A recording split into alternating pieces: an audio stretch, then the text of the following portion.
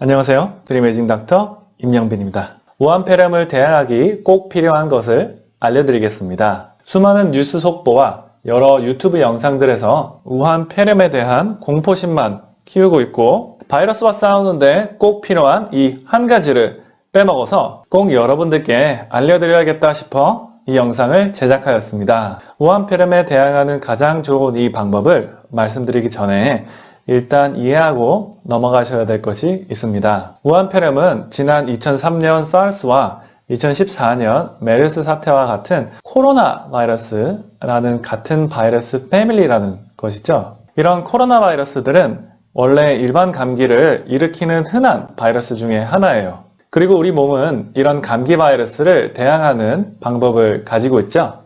바로 바이러스를 죽이는 면역력인데요. 우리는 이런 면역력이라는 군대가 언제나 건강하고 잘 훈련되어 있다고 가정하지만 그렇지 않은 경우가 참 많아요. 예를 들어 면역력이 1년 내내 좋으면 겨울철에는 왜 감기가 걸리겠어요?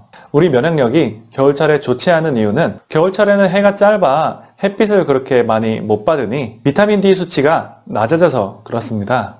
이 그래프처럼 북반구에 위치한 독일 사람들의 1년 중 비타민 D 수치 중에 겨울인 1월에서 3월쯤이 비타민 D가 가장 낮아요. 그러니 감기 같은 바이러스 감염에 더 잘 걸리는 것이죠. 에이, 비타민 D가 없을 땐 바이러스 감염률이 증가된다는 건 그냥 얻어 걸린 거 아니에요? 아닙니다.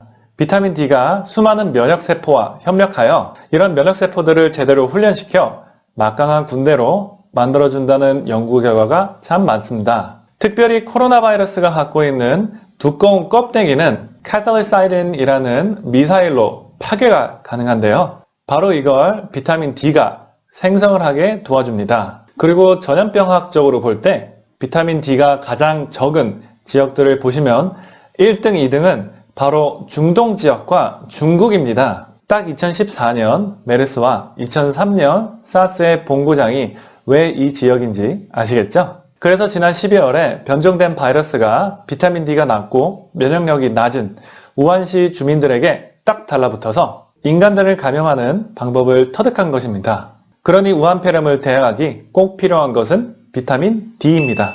물론 햇빛으로 만드는 것이 가장 좋지만 겨울철이라 해가 짧고 피부암도 생기면 안 되니 비타민 D를 보조제로 복용하시면 되겠습니다. 하루에 5,000유닛씩 꼭 복용하기를 권장합니다. 비타민 D가 만병통치약이라는 말은 아니지만 우리의 면역력을 최고치로 끌어올리자라는 주장입니다.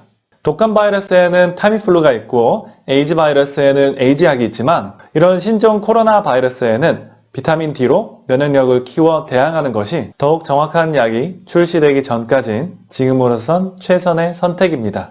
물론 비누로 20초 이상 손을 잘 씻고 코나 입 만지지 말고 마스크 착용하시고 되도록이면 아픈 사람이 많은 공공장소는 피하는 것이 기본인 거 아시죠? 우한폐렴과 같은 전 세계 건강을 위협하는 질병일수록 단합하여 맞서 싸워야 한다고 생각합니다.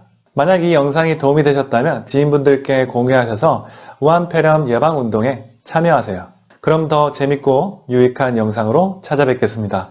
감사합니다.